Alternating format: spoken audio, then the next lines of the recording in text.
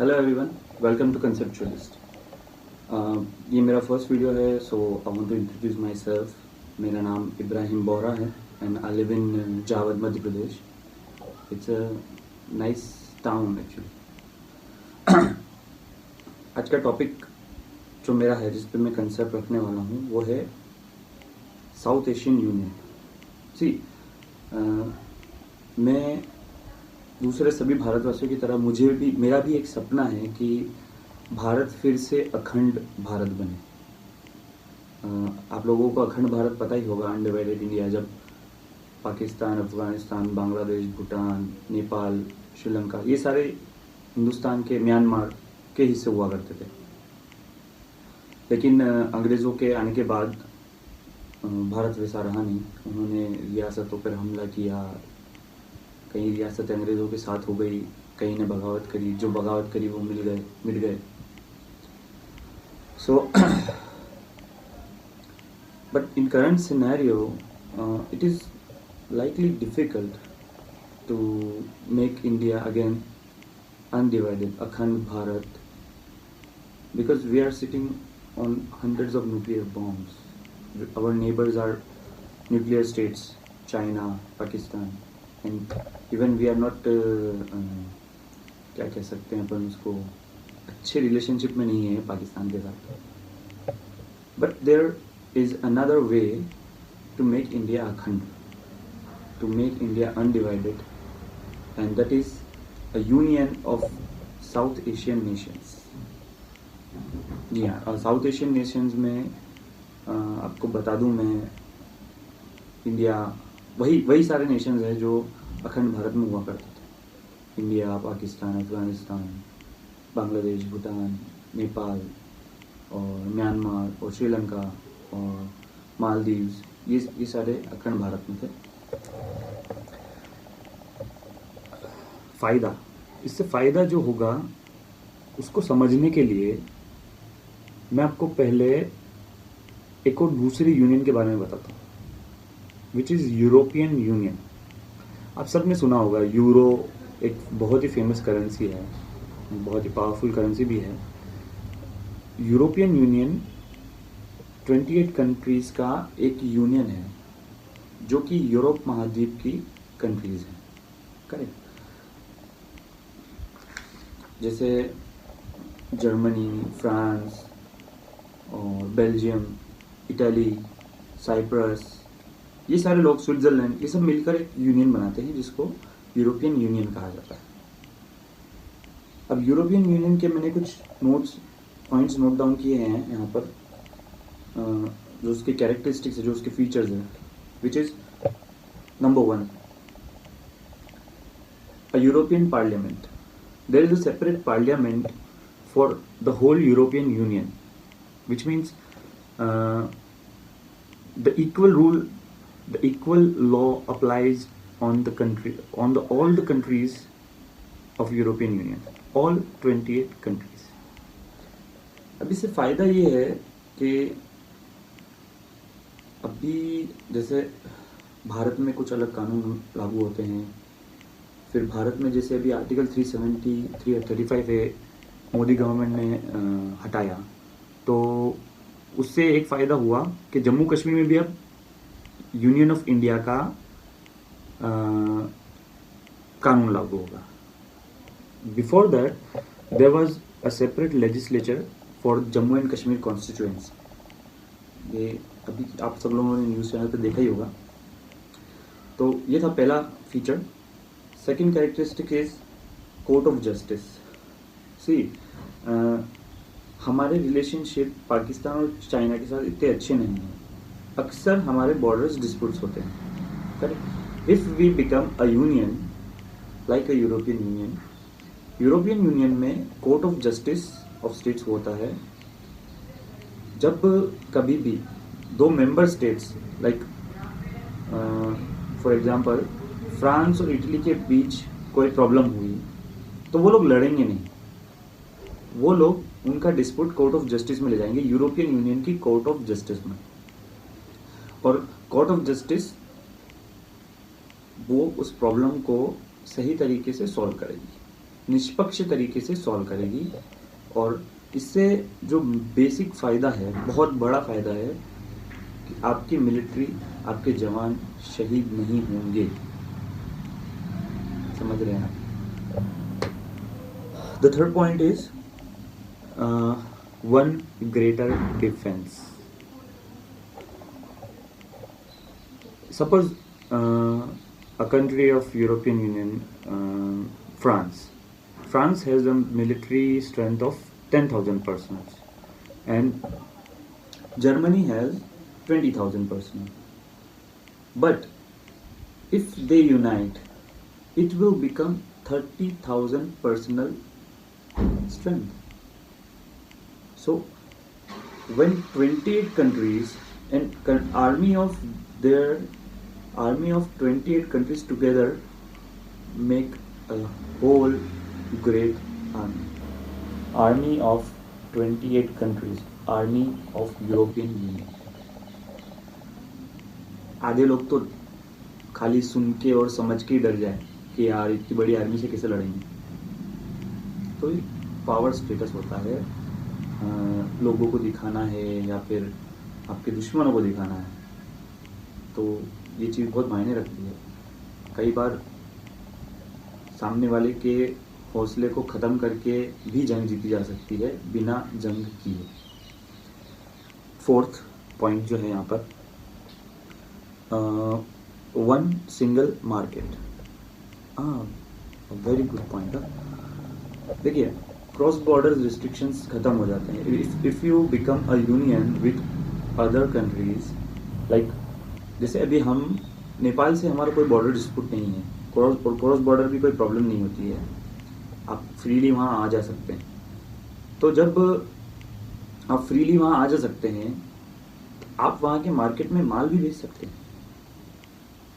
मतलब सिंपल सी बात यह है कि it becomes a one market, one single market. The fifth point is one common currency. इसको मॉनेटरी यूनियन कहते हैं। यूरोपियन यूनियन के अंतर्गत एक मॉनेटरी यूनियन है जो सभी देशों में, जो सभी 28 देशों ने मिलकर बनाई है, और उसमें उन सभी 28 देशों में एक कॉमन करेंसी मान्य की गई है जिसका नाम है यूरो, जो मैंने वीडियो के स्टार्ट में आपको बताया था। यूरो एक बहुत ही पावरफुल करेंसी है, और वो पावरफुल इसलिए है क्योंकि 28 कंट्रीज का एक यूनियन है। बट कभी होते हैं हालात, जैसे अभी कुछ साल पहले दुनिया के आधे देश रिसेशन में चले गए थे। मुझे शायद ईयर याद होगा उसका, 2006 और समथिंग। तब बहुत सारे कंट्रीज की करेंसी बिल्कुल ख़त्म हो गई थी, साउथ अफ्रीकन नेशंस स्पेशली। तो अगर suppose there are 28 nations in European union, suppose एक नेशन रिसेशन में चला गया या बैंकरप्ट हो गया और उसकी करेंसी रैपिडली गोइंग डाउन, लेकिन उससे जो यूनियन की करेंसी है, यूरोपियन यूनियन की जो करेंसी है यूरो, उस पर कोई फ़र्क नहीं पड़ेगा, क्योंकि दूसरे 27 देश जो हैं वो आज भी पावरफुल हैं उनकी इकोनॉमी आज भी पावरफुल है। So it is we can say a very important characteristic of a union. It becomes a powerful strength of a union. They don't use other separate currencies. They use one currency as whole European Union. They use euro, and ये fluctuate भी नहीं होती है ज़्यादा।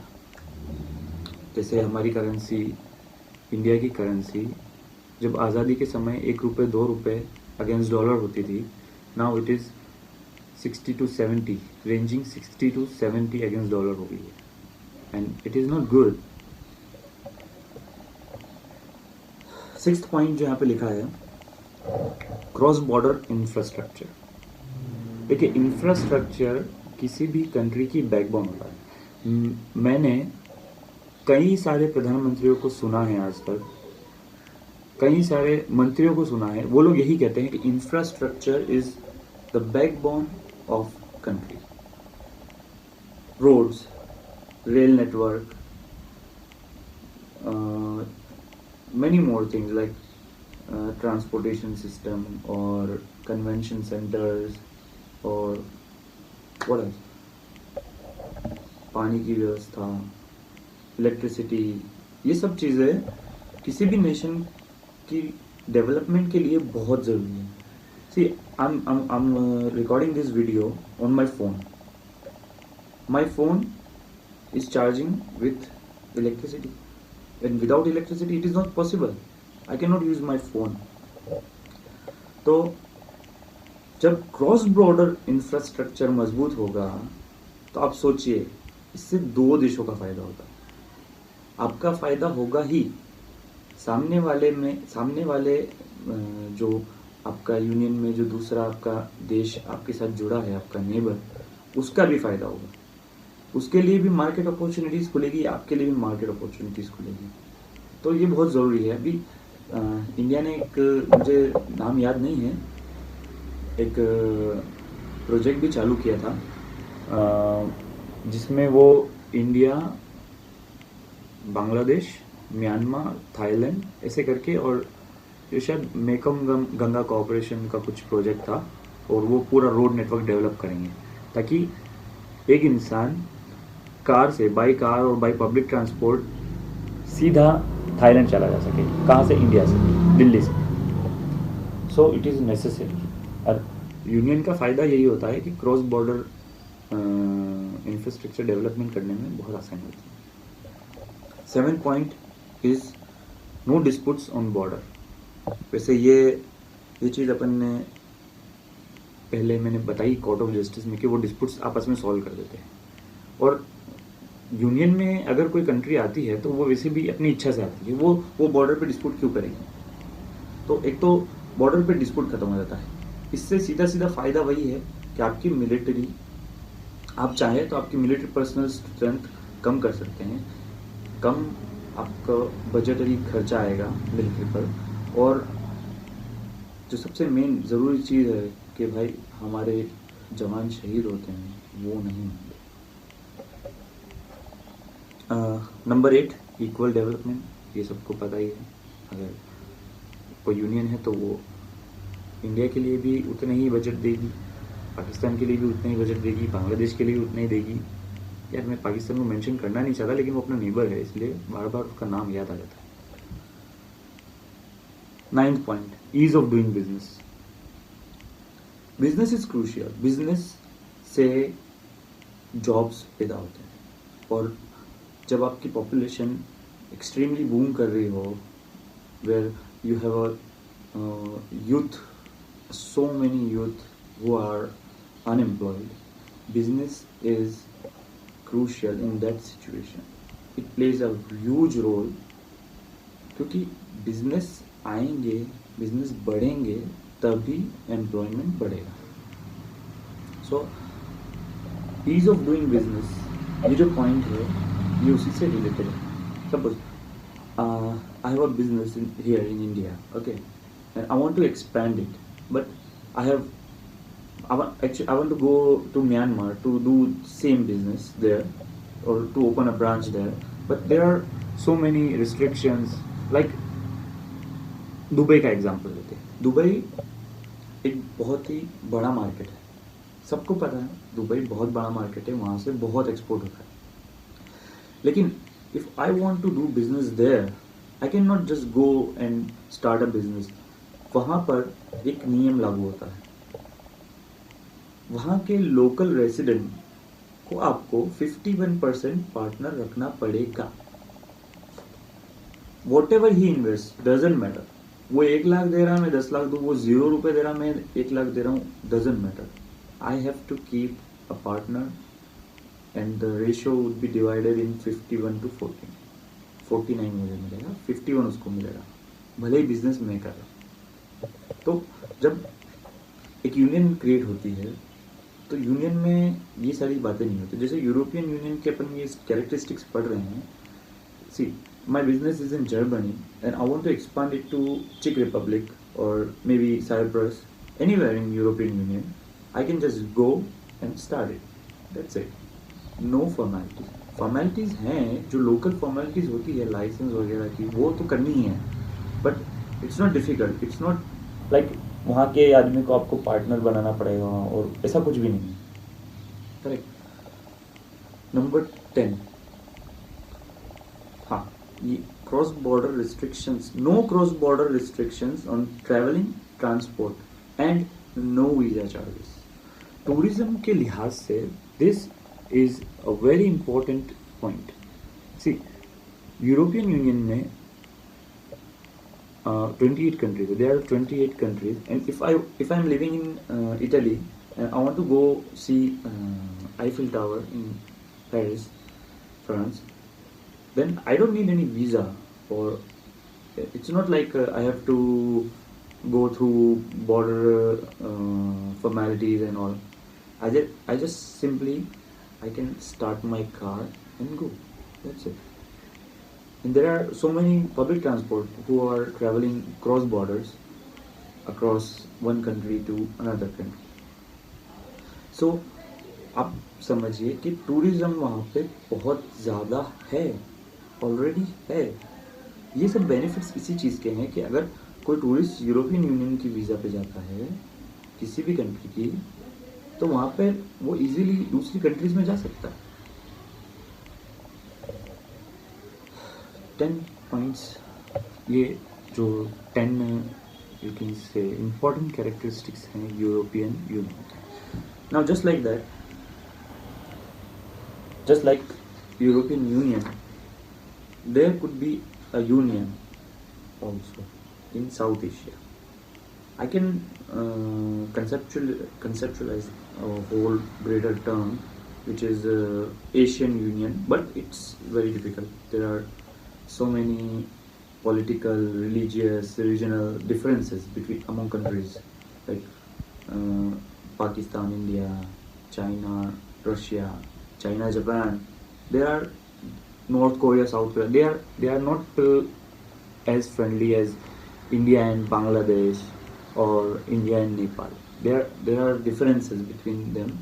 Ideologies की जो difference है वो होते ही है, सभी में होते हैं, एक इंसान में होते हैं, तो ये तो कंट्रीज है, पूरे नेशंस हैं। तो ठीक है, South Asian Union is a simpler term and it can be easily achieved. यहाँ लिखा है अखंड भारत के जो देश, see there is a point that India is a nation, a member of so many unions still. I mean, already India is member of so many unions of countries like SAARC, like BIMSTEC, like Mekong Ganga Corporation, like Shanghai Cooperation Organization. There are so many, and in South Asia there are 3 specifically. They are SAARC, BIMSTEC and MGC, Mekong Ganga Cooperation. अब 100% possible है कि हम एक union बना सके। It is possible, and उससे ज़्यादा मैं कहना चाहूँगा 101% बेनिफिशियल।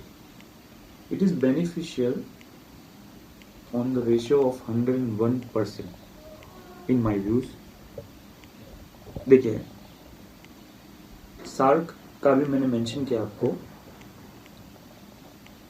सार्क में जो देश हैं वो हैं India, Afghanistan, Bangladesh, Bhutan, Nepal, Sri Lanka, Thailand, Maldives, Myanmar और पाकिस्तान।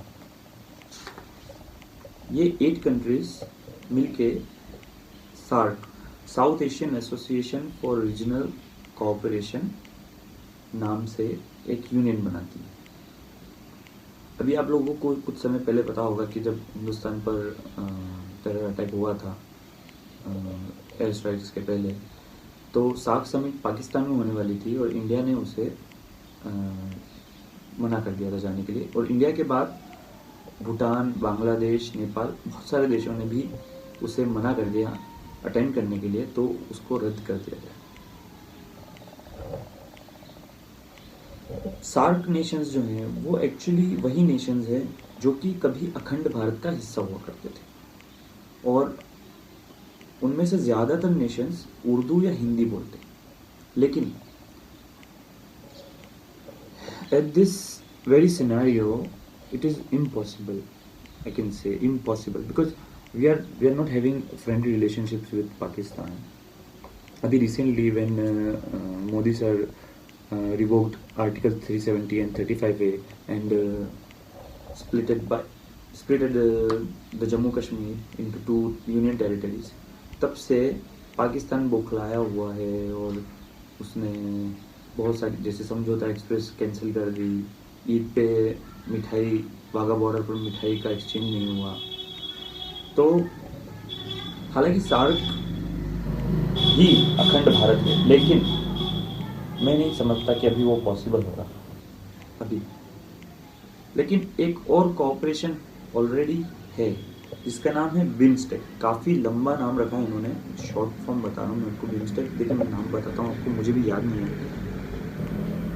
इसका नाम है Bay of Bengal Initiative for Multi Sectoral Technical and Economic Cooperation. It consists of 7 members, namely Bangladesh, Bhutan, India, Myanmar, Nepal, Sri Lanka and Thailand. इसमें पाकिस्तान और अफगानिस्तान नहीं है, ठीक है। अब ये सबसे मेन बात तो है, these 7 nations are friendly nations. इनको आपस में कोई डिस्प्यूट नहीं है एक दूसरे से, correct. And they are except Bangladesh, they are religiously also similar, because except Bangladesh, 2 nations, India and Nepal, have Hinduism in majority, and other than all these nations, Bhutan, Myanmar, Sri Lanka and Thailand, have Buddhism. Both practices polytheism, okay, they are polytheistic, so it could be easy for them to cooperate among each other, right? अगर नेपाल से already हम cross border restrictions नहीं है हमारे पास, वहाँ पर हिंदुस्तानी बहुत सारे हैं, रहते हैं। नेपाल के लोग बहुत सारे इंडिया में हैं, जहाँ पे बहुत सारी जॉब्स में है, ठीक। अगर साउथ एशियन यूनियन को बिम्स्टेक के साथ अप्लाई कर दिया जाए, then it will be a whole new scenario, a whole new, we can say, एक बहुत ही महत्वपूर्ण कंसेप्ट होगा ये, क्योंकि see we are cooperating with each other already, we are trying to develop each other together। तो जब हमारी currency एक हो जाएगी, see इंडिया की करेंसी पाकिस्तान की करेंसी से डबल है, सिमिलरली नेपाल की करेंसी से भी डबल है, ऑलमोस्ट डबल तो है ही। अगर इन सब की एक करेंसी होती तो किसी की करेंसी डाउन होने से या किसी की अप होने से इतना फ्लक्चुएशन नहीं होगा। ये एक बेसिक थिंग है जो मैं आपको बता रहा हूँ। बाकी जो 10 पॉइंट्स मैंने यूरोपियन यूनियन के आपको समझाए हैं, वो 10 पॉइंट्स यहाँ अप्लाई होता है, and it is beneficial, okay.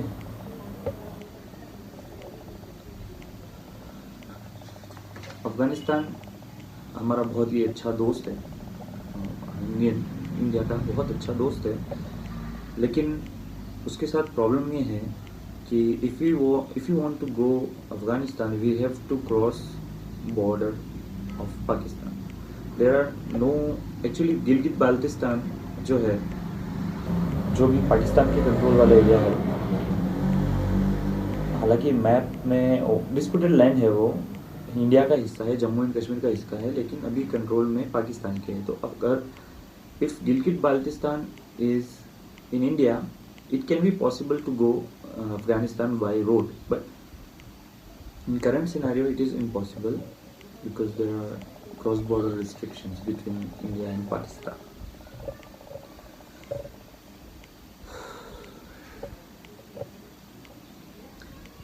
South Asian union अगर हम बनाते हैं तो सारे साउथ एशियन नेशंस के सिटीजन्स को एक जैसे राइट्स मिलेंगे, वो इजीली ट्रैवल कर सकेंगे। Like in European countries 28 nations, they can travel easily anywhere, they can do business anywhere.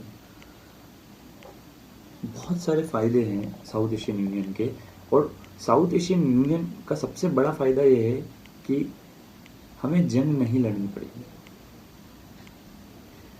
किसी भी तरह की कोई जंग नहीं लड़नी पड़ेगी अगर हम कोऑपरेटिवली कलेक्टिवली साथ आ जाएं without any second thoughts in mind कि भाई ये हम पे कब्जा कर लेगा। नहीं, your nation will remain your nation, our will remain our, but we will create a greater nation.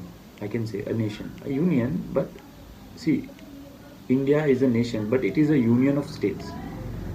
Just like that, we can create a greater nation where one currency, one great military.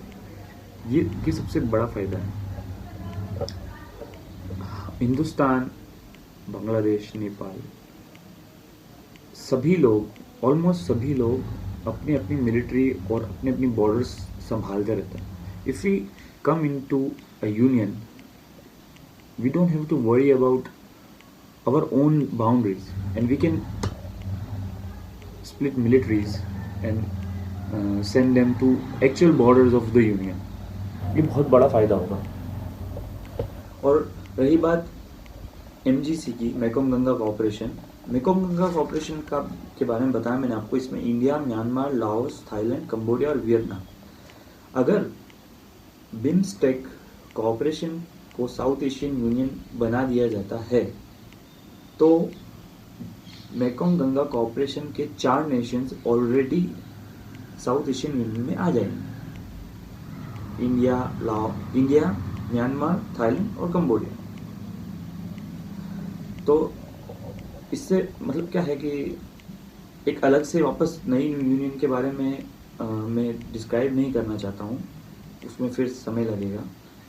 लेकिन अगर BIMSTEC को south Asian union में convert कर दिया जाता है, एक बड़े लेवल पर हम लोग साथ में आते हैं, एक बड़े उद्देश्य के लिए हम लोग साथ में आते हैं, तो it is possible, it is 100% possible and it is 101% beneficial for all of us. और मुझे नहीं लगता फिर MGC को परेशानी होगी साउथ एशियन यूनियन में मिलने के लिए, क्योंकि उनमें 2 ही देश बच जाएंगे, वियतनाम और लाओस। काफ़ी सारा नोट डाउन कर रखा है मैंने, बट इट्स ऑलरेडी 28 मिनट्स है। मैं सिर्फ इतना बोलूँगा कि the conceptualist proposes to form a South Asian Union बनिस्बत अखंड भारत के, because we don't have to war that and it would be a friendly cooperation between nations. देखिए, जंग से किसी का फ़ायदा नहीं हुआ है आज तक, कभी भी किसी का फ़ायदा नहीं हुआ है, नुकसान ही हुआ है, इकोनॉमिकली नुकसान हुआ है। और जो सिपाही शहीद होते हैं वो सबसे बड़ा दर्द है। कौन चाहेगा, कोई फैमिली ऐसी चाहेगी कि उसका बच्चा सेना में जाए, सेना में है लेकिन वो शहीद हो जाए? क्या बीतती होगी उन लोगों पे। तो जंग मैं नहीं समझता हूँ कि is a better way for Akhand Bharat, but a union is a better way which is 100% possible and 100% beneficial.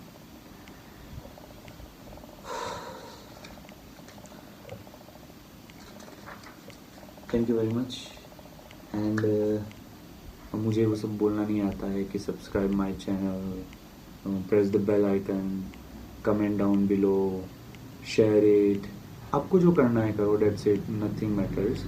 लेकिन अगर सच में you want to reach me, you can comment down below, and if you like my video and you think what I think similarly, then you can share it also. Thank you.